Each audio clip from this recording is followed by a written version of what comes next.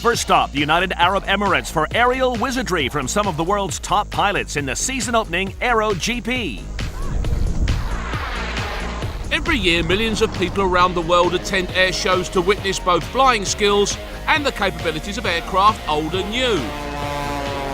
At the end of January, the Middle East Al Ain Aerobatic Show brought together aerial entertainers from across the globe to the delight of 130,000 fans. Taking the limelight was the first round of the 2009 Aero GP series. The Aero GP is the fastest motorsport series in the world. It's the most exciting, most dynamic, most challenging, with an air race. We're racing faster than Formula One race cars around a very tight circuit with multiple planes in the air at the same time, all passing and weaving and winding.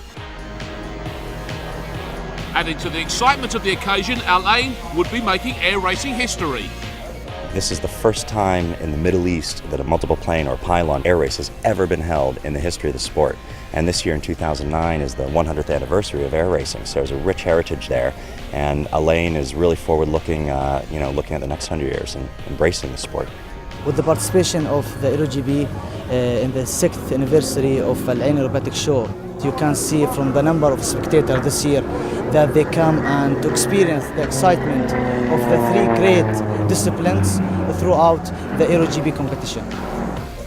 As well as the air race itself, the Aero GP includes two extra disciplines of target dropping and dogfighting to find the best all-round pilots.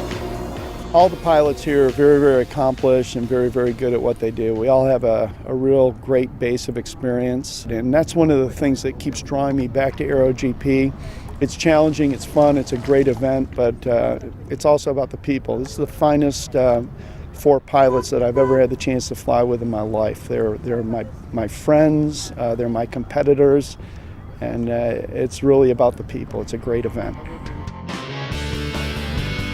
Despite the all-round level of talent on display, Hungarian ace Zoltan Veres, the world record holder for continuous rolls, was reckoned to be the man to beat. I was participating in Aero GP now it's a fourth time, and I'm just hoping to take the title now to win it 3 times, because 2 times was possible.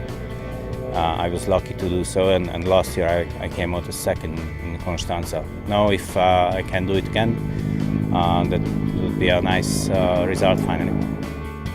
With pilots racing alongside each other at over 400 kilometers per hour, the potential for danger was high, so safety was a priority.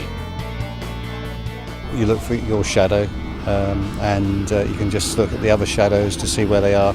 If somebody's going to overtake, you'll see in the corner of your eye, and he'll call you.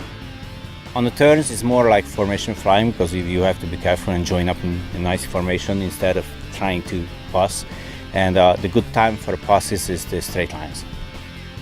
And the Al Ain Aerobatic Show provided the ideal conditions to let the pilots fly the perfect race.